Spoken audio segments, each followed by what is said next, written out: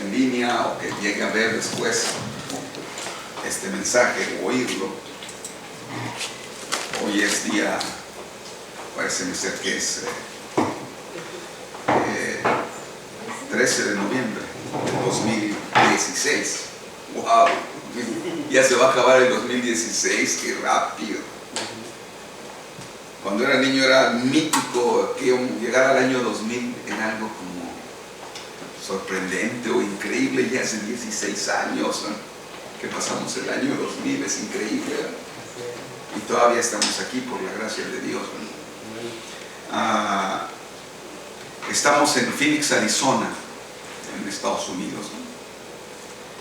Estamos en este país es tan hermoso, es un gran país. Alguna gente dice que es el mejor país del mundo, y eso depende desde qué punto de vista se ve. Sí, es mejor que muchos países, de los mejores del mundo, pero el mejor del mundo, quién sabe. No toda la gente tiene acceso al médico. Los salarios no son los mejores del mundo. Las horas de trabajo son de las más agotadoras del mundo. Entonces, la batalla por los derechos civiles y las situaciones sociales es muy dura en este país. Entonces, quizás sí es uno de los mejores del mundo, pero no podremos decir que quizás sea el mejor. Hace una semana o el pasado martes hubo elecciones, ¿no? Y yo no soy demócrata ni soy republicano, yo soy un cristiano, y no soy cristiano nominal, no pertenezco a ninguna denominación. Mi criterio, mi pensamiento no está sujeto a lo que alguien más diga en alguna sede o en algún obispado, en algún episcopado o en alguna mitra o algún líder religioso. Yo creo lo que dice la Biblia, así como está escrito. Creo que Dios ha enviado mensajes a través de la historia y mensajeros y hombres de Dios muy tremendos como Pablo, Ireneo, Martín, Colombo, Lutero. Creo que Dios envió un mensaje muy especial a través del hermano Branham en esta edad. Pero yo no creo que nadie traía un mensaje nuevo. El mensaje era el mensaje de la Biblia, el mensaje de la Escritura que tenemos hoy en nuestras manos. Uno de los más grandes milagros de la historia es que en este siglo XXI la gente puede tener acceso a tener la palabra de Dios en sus manos y puede leerla. Eso es milagroso, ¿verdad? Muchos siglos atrás la gente no podía. Muchos dieron su vida para que nosotros pudiéramos tener ese privilegio de tener la palabra de Dios y leerla.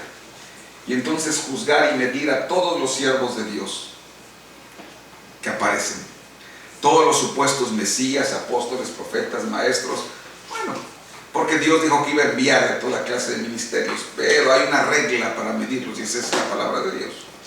Si lo que dicen, lo que hacen, no concuerda en primer lugar, porque lo que decimos tiene que ser coherente con lo que hacemos.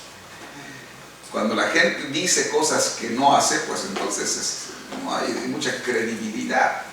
Esos son muchos de los problemas en nuestros hogares, que si les decimos a nuestros hijos lo que es correcto y lo que es incorrecto, pero si ellos no lo ven, ellos aprenden 90% de lo que ven y 10% de lo que oyen.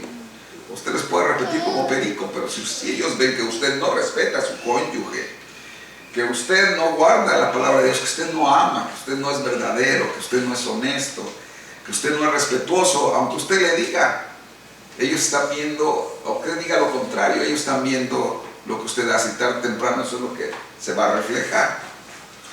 Y primero debe haber congruencia en lo que decimos con lo que hacemos, y luego tenemos que juzgarlo con la palabra de Dios, si está de acuerdo a toda la palabra, porque la gente puede tomar una porción de la Escritura y sacarla de contexto, y pueden hacer que la Biblia respalde casi cualquier cosa. La gente puede sacar un versículo de la Biblia, un extracto, y de algún modo justificar alguna de sus actitudes y de sus comportamientos. Pero la Biblia tiene que cuadrar. No puede sacar un texto aislado Dijo Isaías, así te será la palabra de Jehová, un poquito aquí, un poquito allá, línea sobre línea, renglón tras renglón. Así va a ser. Tiene que cuadrar de Génesis al Apocalipsis. Cuando usted oye a alguien decir cierta cosa, tiene que encontrarlo en la Biblia y luego tener, dice una regla, que todo tiene que ser en boca de 2 o de 3 testigos. Entonces tiene que sacar entonces otro texto de la Escritura que respalde esa Escritura, y luego otro, unos 2 o 3 para que se pueda aceptar. No se debe de sacar de su contexto. Tiene que analizarlo en su contexto histórico, en su contexto económico, su contexto social, el contexto bíblico, de qué se está tratando el asunto. Si no, va a encontrar muchas barbaridades que la gente dice. Tiene que cuadrar toda la Escritura.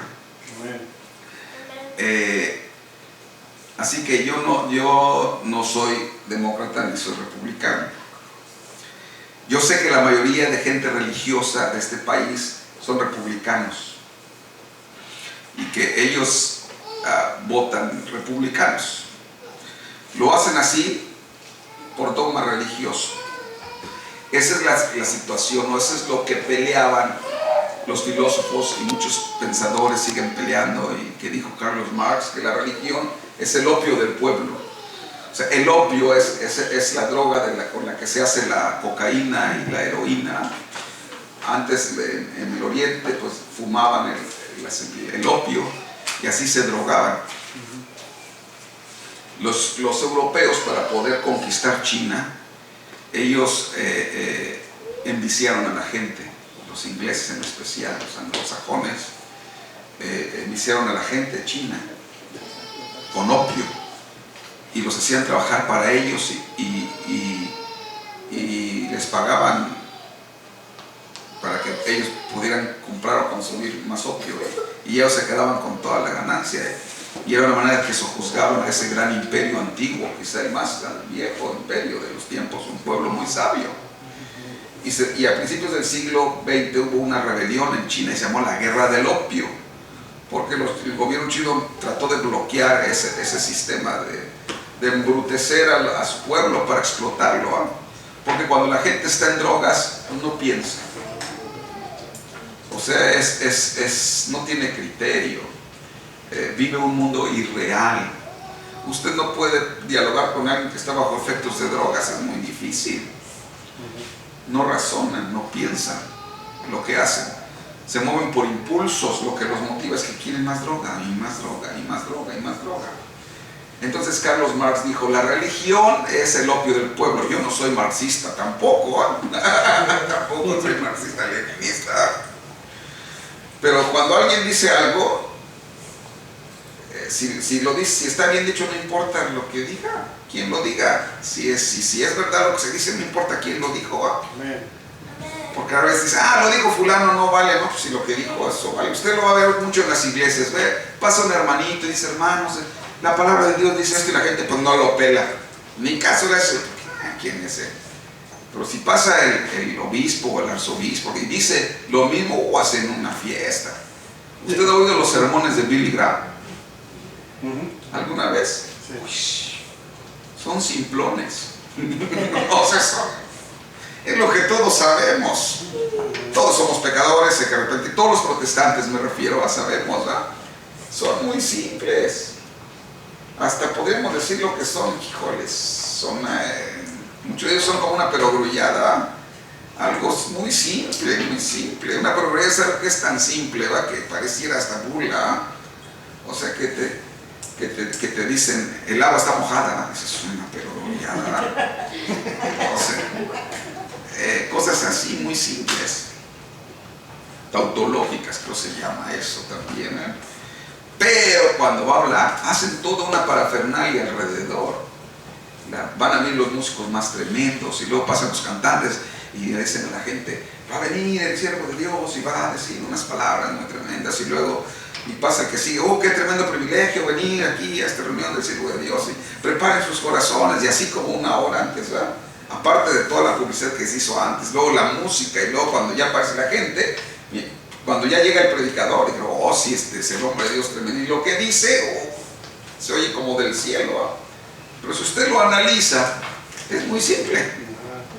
No digo que está mal, no, que es muy simple, pero lo dijo Billy Graham, o lo dijo fulano, entonces vale mucho para las personas, ¿no? Así es, no podemos evitar que el ser humano sea así, ¿verdad? Pero lo mismo que dijo él lo dicen los pastores, lo dicen casi cada semana en sus iglesias, ¿verdad? Y la gente no hace caso.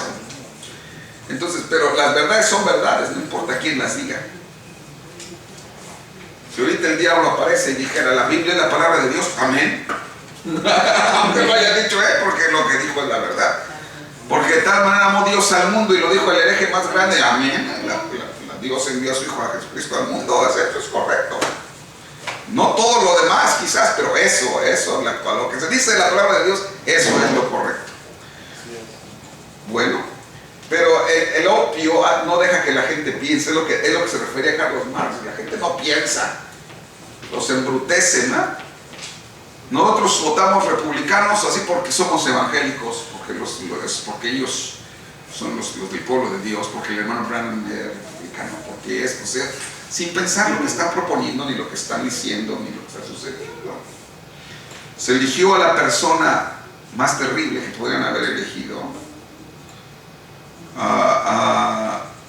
sin educación, sin experiencia, irrespetuosa, grosera.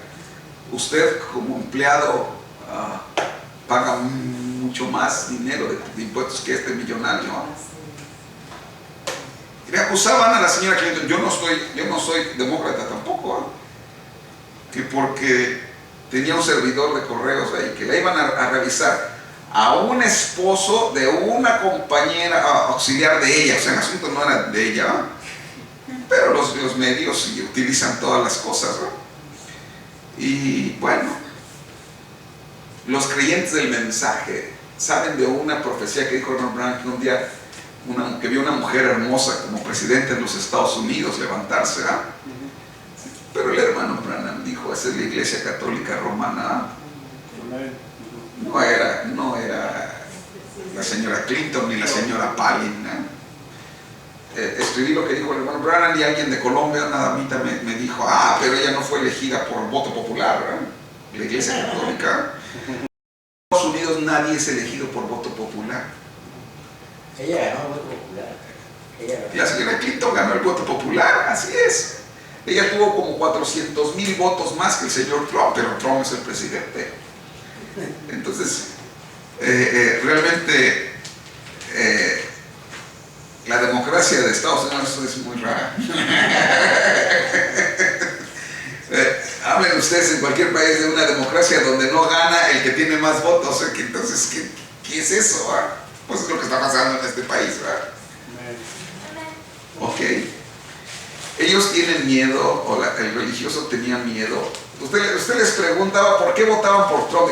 Es que él está en contra del aborto. Y ya. Es que el sacerdote de la Iglesia Católica respalda esto, o el pastor respalda esto.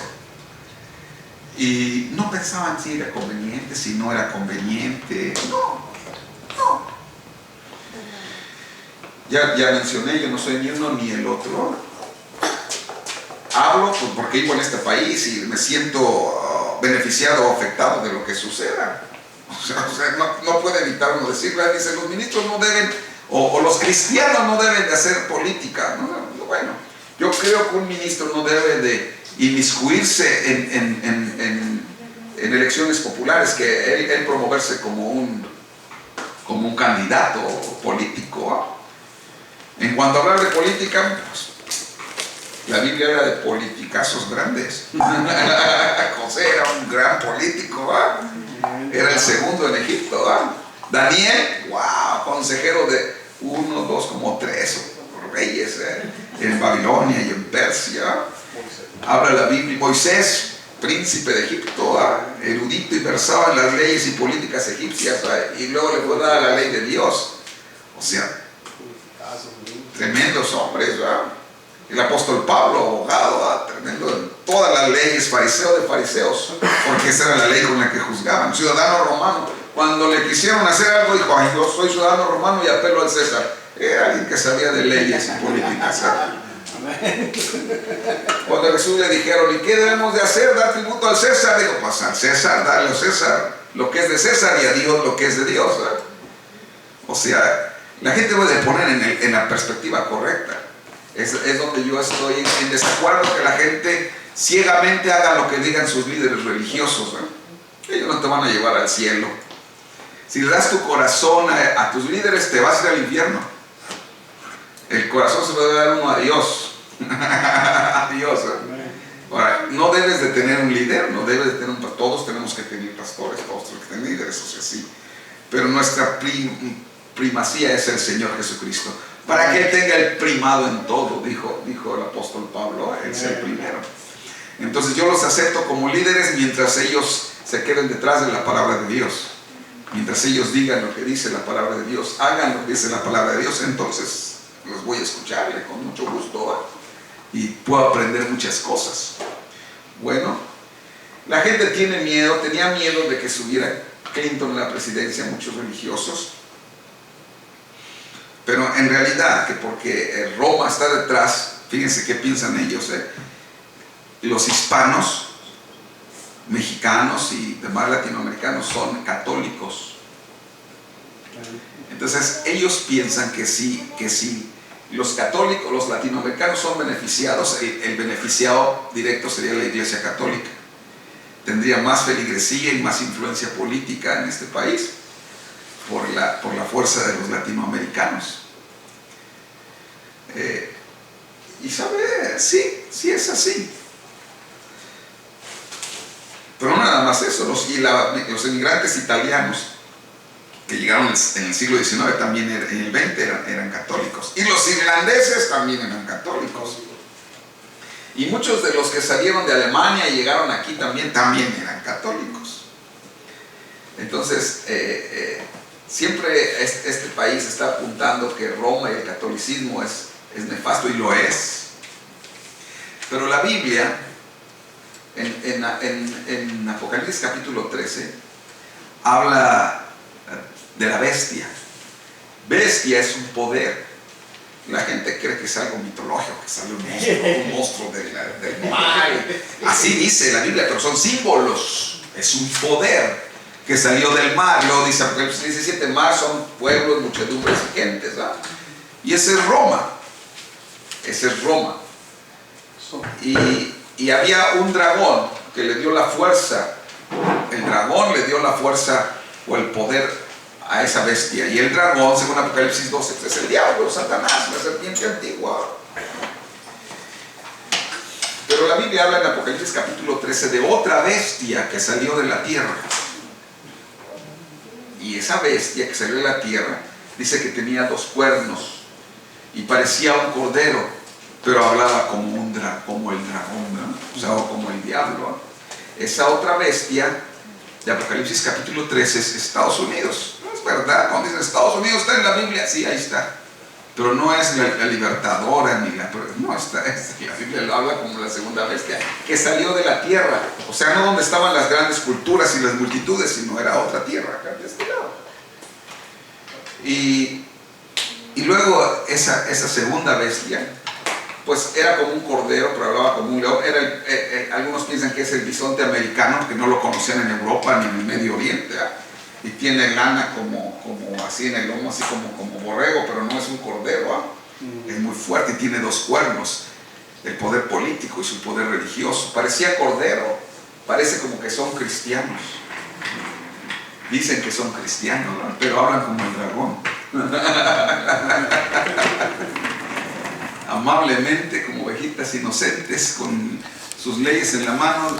Un día los indocumentados habían quebrado ciertas leyes, pero al otro día ya eran criminales por las leyes que ellos hicieron. Ya se han hecho muchas cosas, ¿verdad? Parecen inocentes, corderos limpios, pero actúan y hablan como el dragón.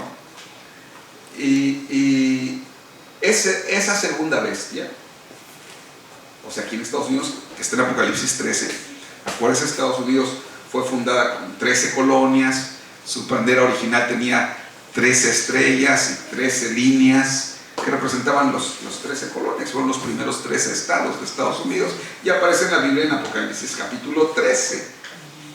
Y ella se hizo una imagen para la bestia. O sea, la Biblia dice que la segunda bestia mandó a hacer la imagen para la bestia. Ahora, nosotros sabemos que la bestia es el catolicismo romano, la iglesia católica. Y entonces una imagen, usted va a oír cada fantasía. Yo vengo de una iglesia pentecostal y ahí creían que era una estatua gigantesca, así gigantesca, que daba pasos como de 3 cuadras y aplastaba a la gente, que era una estatua que de repente vivió, ¿verdad? Y había muchos cuentos de fantasía, ¿verdad? Y nosotros creíamos. De repente alguien dijo, no, es una supercomputadora bien grande que está en Europa, una computadora enorme, ¿verdad? Que le llaman la bestia, y que esa es la imagen de la bestia, ¿verdad? Y algunos creían que sí. Pero bestia es un poder, hermano. Es una fuerza. Eso quiere decir, bestia es un poder. Entonces, la imagen de la bestia no es. ¿Qué es la imagen de? Cuando uno se para enfrente del espejo, lo que uno ve es la imagen de uno. La imagen es algo igual a uno, es el reflejo de uno. Entonces, la imagen de la bestia es el reflejo de la bestia, o sea, algo igual o parecido a la bestia. Entonces es por eso que aquí en Estados Unidos se promueve la formación del Concilio Mundial de Iglesias, donde todas las iglesias protestantes se unan para que sean una sola, un solo frente con un solo líder, así igual como Roma, que se refleje. Y dice la Biblia que la primera bestia le dio toda la autoridad y el poder a la imagen de la bestia. Eso está tremendo. Usted va leyendo Apocalipsis capítulo 13. Primero ve que sale esa bestia del mar, luego sale una bestia de la tierra y sale el dragón, que es el diablo, y luego dice que la segunda bestia hace prodigios enfrente de la bestia, aunque hace descender fuego del cielo. Esa es la bomba atómica, y fue la segunda bestia fue Estados Unidos quien hizo detonar la primera bomba atómica, como cayendo fuego del cielo. Después de eso manda a hacer la imagen de la bestia. Entonces, cuando hacen la imagen de la bestia, el protestantismo unido, queriéndose parecer cada vez más al catolicismo. Y entonces, la manera que Roma controla Estados Unidos no es directamente, la controla a través del protestantismo, porque el protestantismo está haciendo lo mismo que hacía el catolicismo. Entonces esa es la verdad. Y nuestros hermanos del mensaje, teniéndole un pavor a Roma no necesita meterse. Roma controla a través del protestantismo. La imagen de la bestia empieza aquí en Estados Unidos. Quien hace que se pongan la marca de la bestia es la imagen de la bestia. Ella es la que hace que se haga. O te asocias, o te unes, o cabestreas o te ahorcas, dicen. Si no eres de los nuestros, no tienes derecho a predicar, a ministrar, no puedes ser, tienes que ser de los nuestros. Y las leyes cada vez van forzando. Esa es la realidad. Entonces, la gente tenía pavor que una mujer suba, ellos le dieron el control al protestantismo. El protestantismo es controlado por el catolicismo y todo es un caos. Por eso alguien dice, mejor mi voto abúlico. O sea, es pusilánime, falto de responsabilidad. Por eso los hogares están como están, los hijos no se portan, está bien, que hagan como quieran, yo ya no quiero meterme, no puedo decir nada, no puede ser. Pero si no hacen caso, no le hace que no hagan caso, uno tiene que predicar. Uno predica el evangelio cada vez, no todos hacen caso. Por 2000 años se sigue predicando.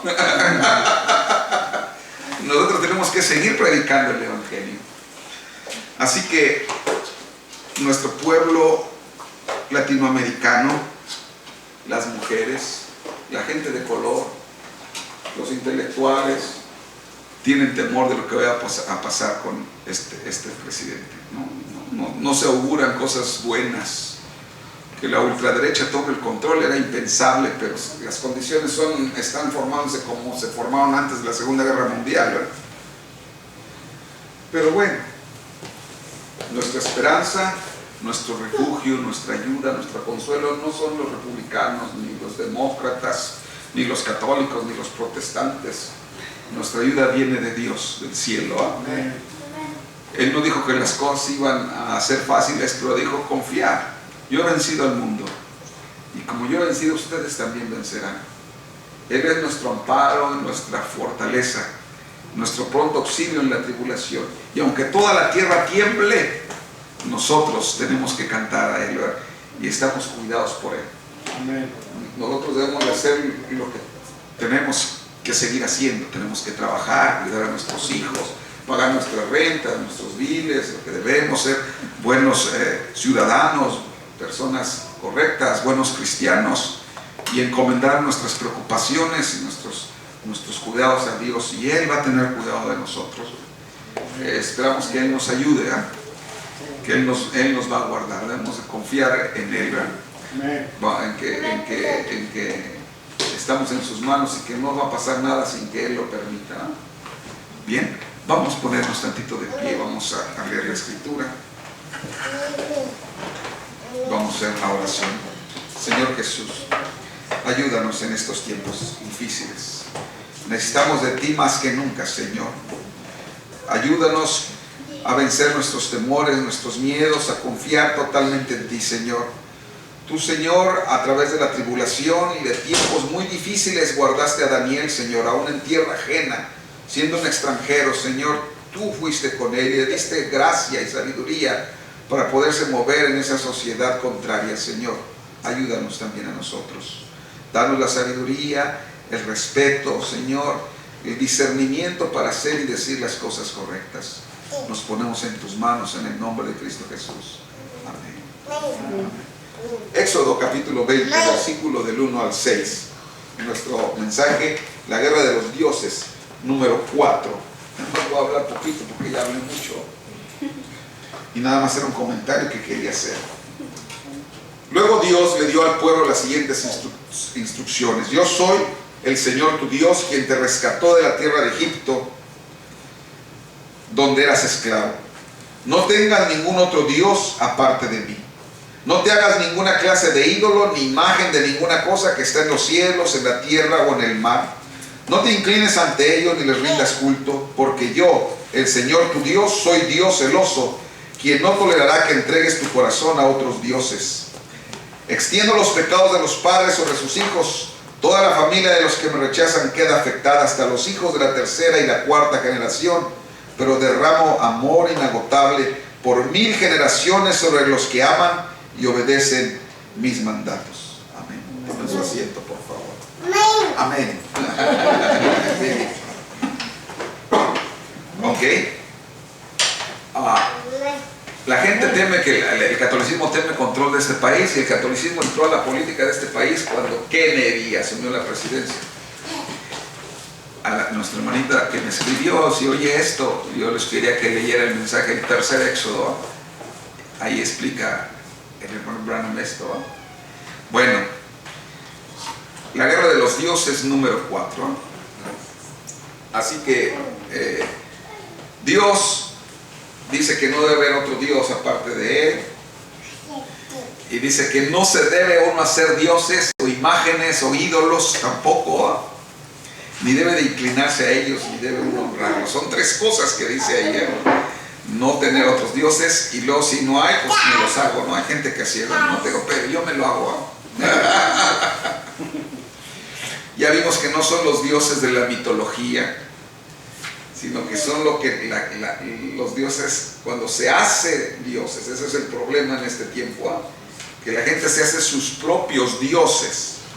Y luego también mencionamos que hay cosas correctas que la gente las levanta hasta un lugar incorrecto. Todo lo que se pone delante de Dios es idolatría. Nada debe de estar primero que Dios en nuestro corazón y en nuestra vida. Dios debe de ser el primero de todas las cosas, y Dios es la palabra. En el principio era la palabra o el verbo era con Dios y el verbo era Dios. Entonces, ¿qué Dios es el que usted adora? Bueno, cuando los antiguos se apartaron de la palabra de Dios, dejaron los caminos de Dios, ellos se criaron muchos dioses. Ellos no querían ser llamados a la imagen de Dios. Ellos querían que Dios fuera como ellos. Y se hicieron dioses con sus propias pasiones y sus propios vicios, ¿no? Usted encuentra que entre los griegos, pues, Zeus, que era el padre de los dioses, o Júpiter entre los romanos, era un don Juan, un rabo verde, libertino, ¿no? Que no respetaba dioses, diosas, mujeres, ni reyes, ni príncipes, ni nada. Y cuando le gustaba a una mujer, no le importaba quién fuera, si era la esposa de un rey, él llegaba donde ella estaba. Y a veces se llegaron a enamorar de hombres también, y eran libertinos, ¿eh? Porque les dieron los griegos a sus dioses sus propias pasiones, que fueran como ellos. Y ellos se los hicieron así: no te harás imagen, y ninguna semejanza, dijo Dios, pero ellos se los hicieron de esa manera. Ellos empezaron a adorar las fuerzas de la naturaleza. Como no quisieron tener a Dios en su noticia, dice Romanos capítulo 1, no quisieron tener Dios en su noticia, en sus nuevas, en su vida. Dios no news. O sea, saben que news son noticias, ¿verdad? En inglés. Pero news no quiere decir las nuevas, aunque se traduce como nuevas. News es un acróstico. Son las iniciales de las palabras North, East, West and South. Norte, sur, este, oeste. O sea, es lo que sucedía en los 4 puntos cardinales. Eso, de ahí viene el origen de news, ¿verdad? O las noticias, ¿no? Ellos no quisieron tener a Dios en su horizonte, en sus noticias. Entonces, Dios los entregó una mente depravada para hacer lo que no conviene. Y en vez de adorar al Creador, adoraron a las criaturas antes que al Creador. Vamos a leerlo, no lo tengo aquí en mi Biblia, en mis notas, pero he estado hablando de ello, haciendo referencia, ya tiene varios meses que lo menciono. Romanos capítulo 1, los que tienen su Biblia o en su tabla, Romanos capítulo 1, dice así.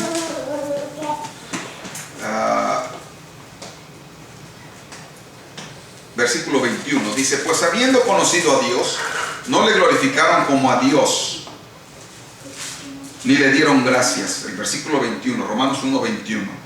Sino que se envanecieron en su razonamiento, y su necio corazón fue entenebrecido.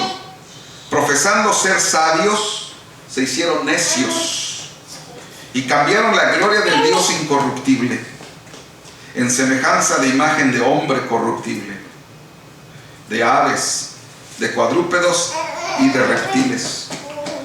Por lo cual también Dios los entregó a la inmundicia, las concupiscencias de sus corazones, de modo que deshonraron entre sí sus propios cuerpos, ya que cambiaron la verdad de Dios por la mentira, honrando y dando culto a las criaturas antes que al Creador, el cual es bendito por los siglos. Amén. O sea, cuando los hombres ya no quisieron tener a Dios en su noticia, entonces Dios permitió que se entregaran a la inmundicia. Porque mire, cuando la gente vive en vidas sucias, ellos no quieren saber de un Dios que condene esas cosas. Usted sabe, cuando la gente se porta mal, lo primero que hace es no quiere leer la Biblia y no quiere ir donde hay hombres de Dios y no quiere oír la palabra de Dios, porque eso lo va a condenar. Porque eso le va a decir que está incorrecto. Porque eso va a redarguir su corazón, por entonces se apartan y entonces se van a la inmundicia, a lo contrario, para callar esa voz, esa conciencia que Dios puso en ellos. Y entonces empiezan a hacer cosas incorrectas, a deshonrar a sus propios cuerpos, a hacerse sus propios dioses semejantes a hombres o animales. Entonces los hombres se apartaron de Dios y empezaron a adorar a las criaturas, a la naturaleza, al sol, a la luna, a las estrellas, a la tierra y a los muertos. Hablé del Día de los Muertos, ¿no? Y entonces ellos crearon toda una parafernalia, todo un culto, una religión. En especial empezó esto en Babilonia. Y en Babilonia tenían cientos y miles de dioses, muchos dioses, para todo. Usted ha oído hablar de los vampiros. Eso no empezaron en Transilvania. Los babilonios ya tenían sus vampiros, sus dioses que vivían de la sangre. O sea, después de que se corrompieron y se hicieron necios y perversos, entonces en su religión que inventaron, ellos entregaban sus vidas, la vida de seres humanos, a sus dioses. Sacrificaban a sus propios hijos, porque ellos veían que la sangre, pues la sangre cuando era derramada, pues era algo que ofrecían a sus dioses, a la tierra, al sol. Y usted vea la mitología, la historia azteca, de muchas culturas, los celtas, ellos ofrecían sangre a sus dioses, ofrecían las vidas. A veces no era la de ellos, la de otros, ¿no? Porque la gente es canija, ¿verdad?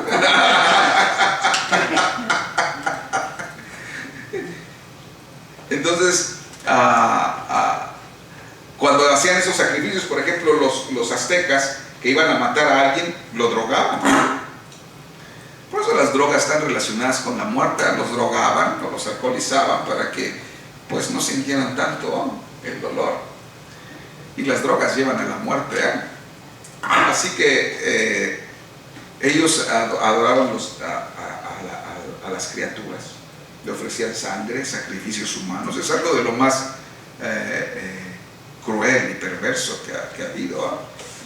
El primer hombre que mató a otro hombre fue un hijo del diablo que se llamaba Caín, que era del maligno, dice la Biblia en Primera de Juan, que Caín era del maligno, y él mató a su hermano y derramó la sangre de su hermano, y la sangre de su hermano Abel clamaba desde la tierra. Y así los hombres perversos mataban a otros, derramaban su sangre y lo ofrecían a sus dioses.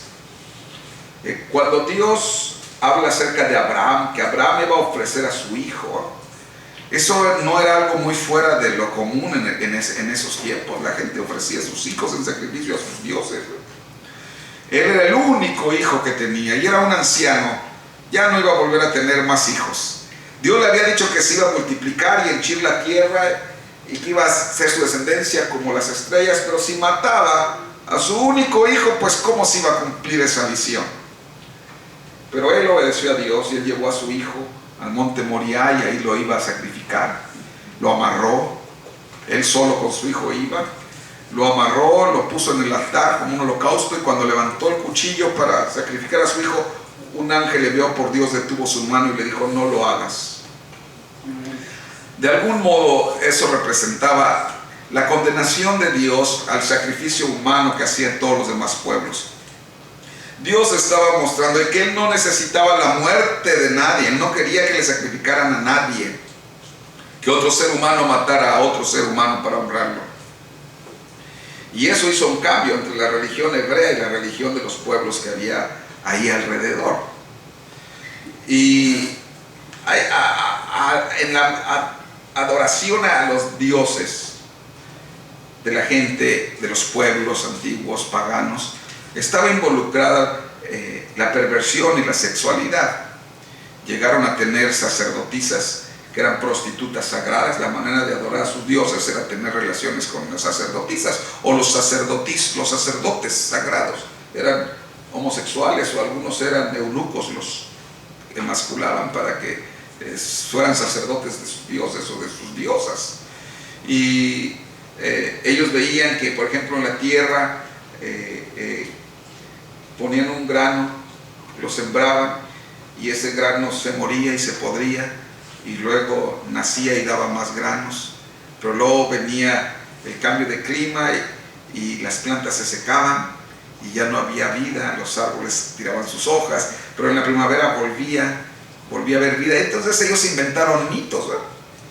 Ellos celebraban a Tamuz o Adonis, cómo es que era muerto, había sido muerto, y lo enterraban y se iba al mundo de los muertos, pero luego era resucitado por su esposa, hermana o madre esposa, y volvía a la vida, y el ciclo se repetía, y hacían sacrificios y hacían parodias de sus mitos. Y Dios siempre aborreció y estuvo en contra de todo eso, que la gente se hiciera sus propios dioses. No voy a hablar mucho de mitología, pero eso es realmente lo que hicieron. Quiero verlo ahora. La gente le daba adoración a las criaturas antes que al Creador. Voy a leer una escritura, la que sigue, ahora sí es la que sigue. Ahorita le digo a Carlitos. Mateo, no, es la número 5. Proverbios 4:23. Por sobre todas las cosas, cuida tu corazón, porque de él mana la vida. Ok, Dios demanda que cuidemos nuestro corazón, porque la vida mana del corazón. Los aztecas hacían sus sacrificios en el templo mayor, sacándole el corazón a sus víctimas y ofreciéndoselas al sol, ¿no? Para ellos el corazón, el ser humano llegó a entender que el corazón era algo importante, que sin los latidos del corazón las personas pues no podían vivir, ¿no? Pero quiero comentarles un poquito algo del corazón, porque antes de que descubramos qué dioses adoran, o aún quizás adoramos o llega a adorar a alguien que no se da cuenta, voy a hacer un chequeo, ¿eh? Y todo depende de qué es lo que hay en su corazón. Porque dijo Jesús, el siguiente slide por favor, dijo Jesús, porque donde esté tu tesoro, allí estará también tu corazón. Ese es Mateo 6:21. O sea, Dios quiere que uno le dé su corazón. Él quiere ser el primero en el corazón de uno. El corazón es importante, es el centro que bombea la vida. Él quiere el corazón. Dame, hijo mío, tu corazón y miren tus ojos por mis caminos. Y guarda tu corazón, porque de él mana la vida. Porque lo que hubiere, donde estuviera tu tesoro, ahí está tu corazón. O sea, ¿qué es lo que tú más quieres en la vida? Eso es lo que está en tu corazón. Eso es tu Dios. O sea, lo que está gobernando tu vida, tu corazón, eso es tu Dios. Entonces, Dios quiere ser el que gobierne. Él quiere estar sentado en el trono. Pero hay muchos otros dioses que están peleando y que se asentan en el templo de Dios como Dios, haciéndose parecer a Dios. Aunque no lo sean, pero la gente les da la categoría de dioses porque se rinden a ellos, porque les hacen ofrendas, porque les dan su corazón a esas cosas. Eso es lo que quiero hablar y que quería hablar esta mañana. Quizás no lo termine, nada más voy a dar una pequeña introducción de esto.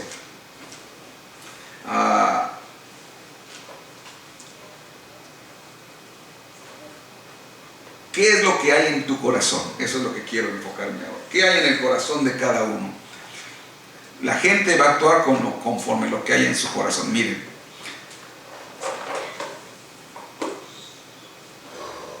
descubrieron los científicos no hace mucho que en el corazón hay células cerebrales. Igual que las células cerebrales, las mismas maneras que hay células en el cerebro hay en el corazón. Entonces encontraron que el corazón tiene como una personalidad propia que a veces es independiente del cerebro. El corazón en sí, cuando a alguien le operan el corazón y le extraen su corazón, el corazón sigue bombeando. Tiene cierta vida, cierto tiempo sigue viviendo el corazón. Esto es algo increíble, ¿eh? O sea que el corazón tiene su propia manera de pensar. Eso es algo muy, muy curioso y muy, muy raro. Pero es verdad. Mire, leí algo del Discovery y dice ahí que mucha gente le ignora, lo voy a leer, de salud.com. Dice, el corazón es el músculo que bombea la sangre para distribuirla por el organismo, pero tiene propiedades endocrinas y ya que segrega hormonas que controlan la vasodilatación arterial y por tanto la tensión. Pueden ayudar a regular los riñones y contribuir a solucionar una insuficiencia renal.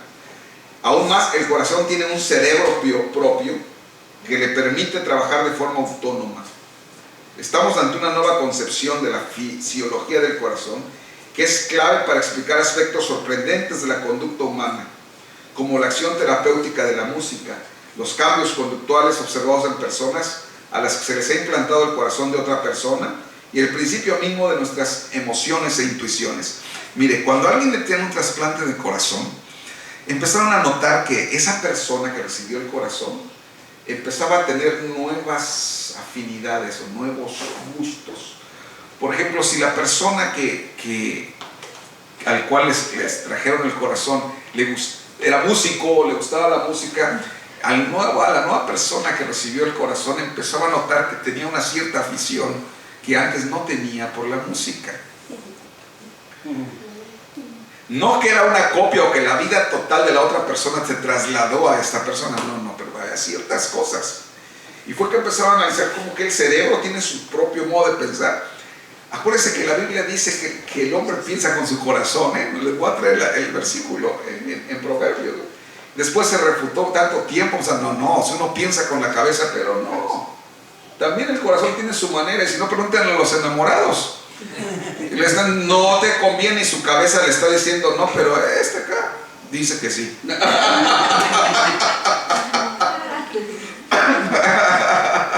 Eso es increíble, de que el corazón tiene su propia manera. Mire, no puedo leer todo el reportaje, pero dice: por sorprendente que pueda parecer, hoy sabemos que el corazón tiene un sistema nervioso propio y complejo, constituido por 40,000 neuronas. Y las neuronas se pensaba que nada más estaban en el cerebro, pero en el corazón también hay neuronas. Y que trabajan de forma independiente de las neuronas cerebrales y del sistema nervioso central, procesando y generando información. Y el corazón se comunica con el encéfalo a través de las fibras nerviosas que lo unen a la médula espinal. Las especialistas saben, de hecho, que en el caso de un trasplante esa conexión nerviosa es imposible de hacer en el tiempo requerido, y sin embargo el corazón se pone a funcionar rápidamente en cuanto es albergado en la nueva cavidad y se conecta a las vías sanguíneas, lo que es posible gracias al sistema nervioso propio y autónomo del corazón. Una vez terminado el trasplante, al cabo de varias semanas crecen las nuevas conexiones nerviosas entre el sistema nervioso central y el propio corazón, pero mientras tanto este trabaja de forma autónoma, utilizando su propia inteligencia. ¡Qué bárbaro! Y entonces entiende uno cómo, dijo el hermano Branham, el diablo quiere, o se asentó en su campo, su cuartel general en el cerebro, en la mente del hombre, ¿verdad? Pero Dios en el corazón. Y la batalla es por conquistar el corazón. O sea, el que conquista el corazón, lo que hay en el corazón de la persona, eso es lo que va a hacer la persona. Depende qué hay en el corazón. Por eso Dios dijo: sobre toda cosa guardada, guarda tu corazón, porque de él mana la vida. Y lo que él requiere, dame, hijo mío, tu corazón. Por eso queremos nosotros como predicadores que la gente y todos le demos a Dios nuestro corazón, que Él sea el principal en nuestro corazón, no nada más en nuestra cabeza, en nuestro corazón. Pero ¿qué hay en el corazón de la gente? Su Dios, al Dios que adoran, al que le sirven. ¿Cómo sabemos eso?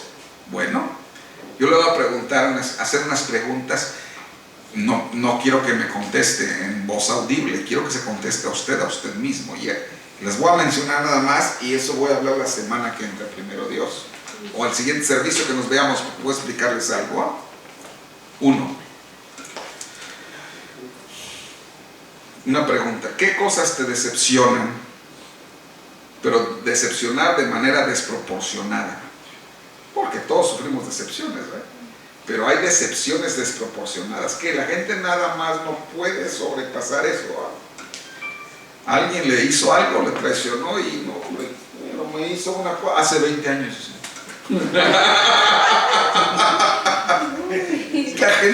Hay gente así, y no lo puede sobrepasar. Eso está en lo profundo de su corazón, ¿verdad? ¿Por qué? Porque ese es el Dios que adora. Ese Dios que tenía, digamos, el esposo o el cónyuge que le engañó o que le jugó una mala. Él era el dueño de todo su corazón, de toda su vida. Y a él es el que adoraba. Y por eso es que siente esa decepción tan grande que no la puede superar.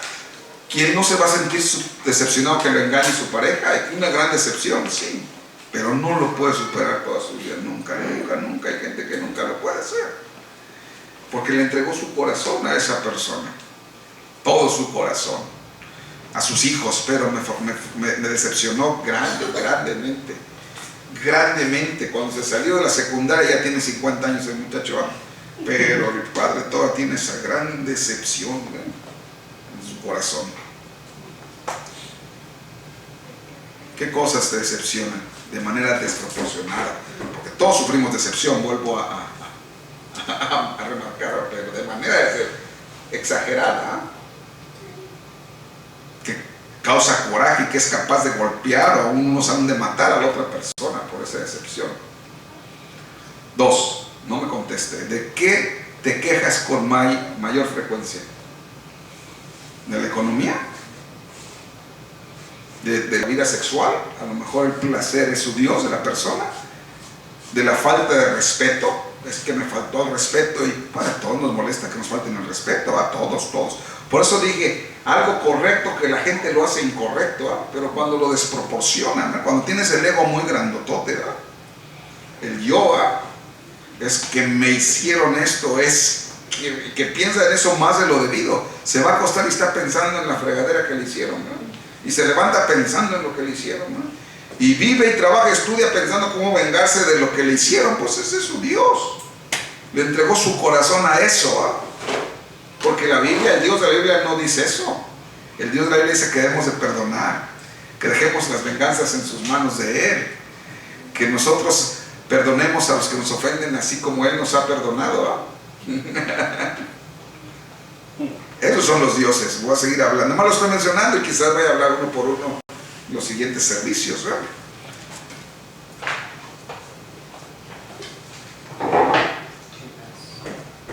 ¿En qué realizas los mayores sacrificios económicos?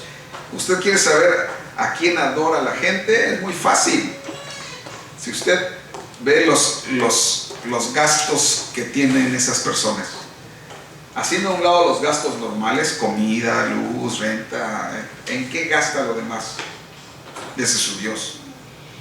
Se lo gasta en cines, en alcohol, en drogas, en lugares inmorales, se lo gasta en cosméticos, se lo gasta en qué se gasta el dinero.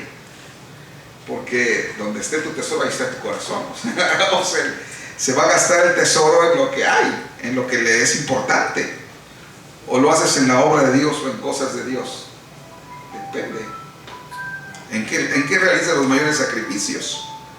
Dijo Jesús, no puedes amar a Dios y a las riquezas al mismo tiempo. O sirves a uno o sirves al otro. Pero la gente hace sacrificios económicos enormes para servir y honrar a su Dios. Yo no me refiero al sacrificio normal para criar a nuestros hijos y para...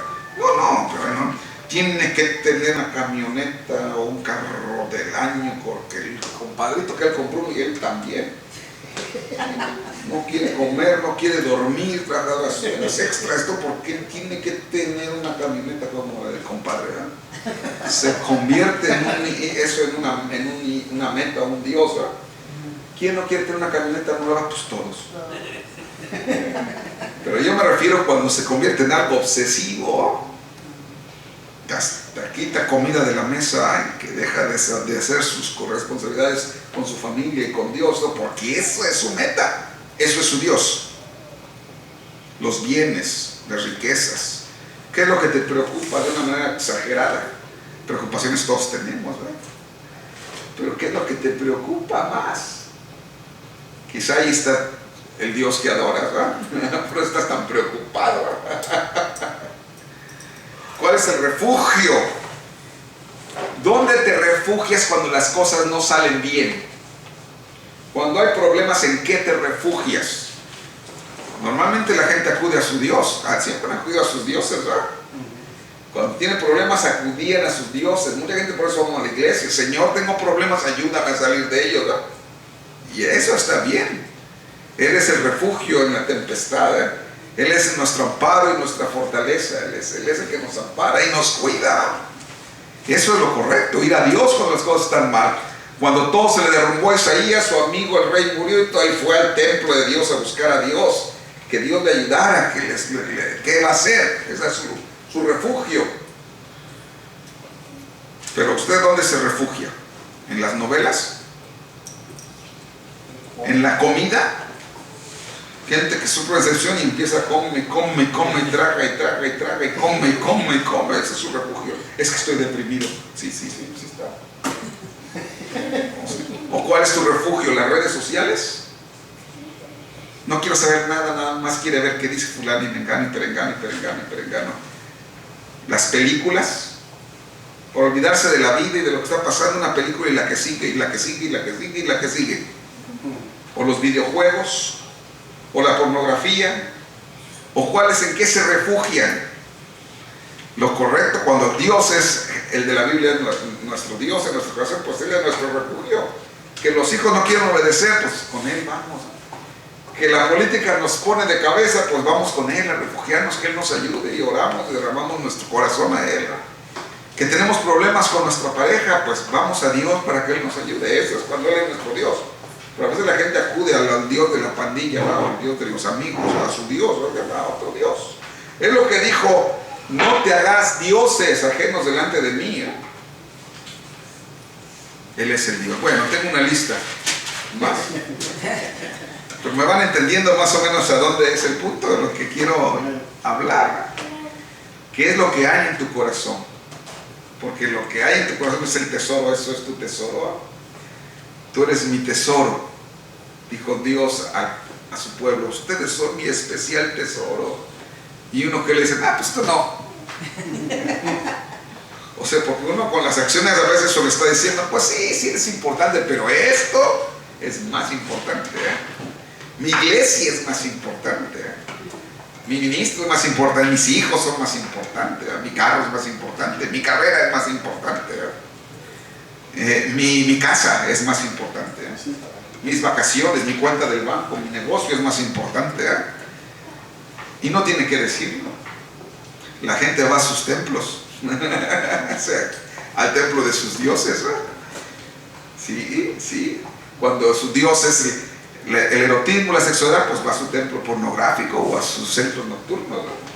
Si su dios es el alcohol, pues va a los bares y a las cantinas. O sea, la gente va a sus templos a adorar a sus dioses. Perdónenme. Si considero que está haciendo esto muy rudo, a lo mejor le cambio para hablar otra cosa y darle unas vacaciones a mis oyentes, aún a través de internet, porque yo sé que no son mensajes muy atractivos para que la gente oiga en internet y eche aplausos y brinque de gusto, pero es la verdad. Es la verdad. Así que tenemos aprensiones, preocupaciones por lo que irá a pasar en esta nación y en el mundo, porque lo que pasa aquí afecta a todo el mundo. Pues nuestro Dios es Jehová, Jesucristo. Él aún está en su santo templo. Cuando los cimientos se sacuden, dice, y los fundamentos se derrumban, dijo el salmista, aún así Jehová está en su santo templo. Todo puede derrumbarse, todo puede sacudirse, y aunque la tierra tiemble y los montes sean traspasados en el mar, Él todavía está en su santo templo. O sea, quiere decir que Él todavía está bajo control.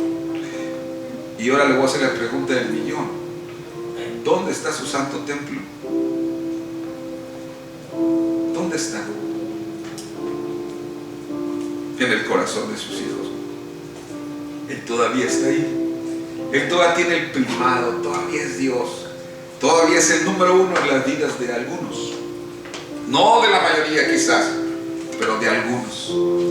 De repente dijo el profeta Elías: a tus profetas han muerto, dijo, y yo solo he quedado. Soy el único creyente. Quizás usted ha llegado a pensar eso de usted, que es el único creyente. Y no lo condenamos. Yo lo he pensado, todos lo hemos pensado.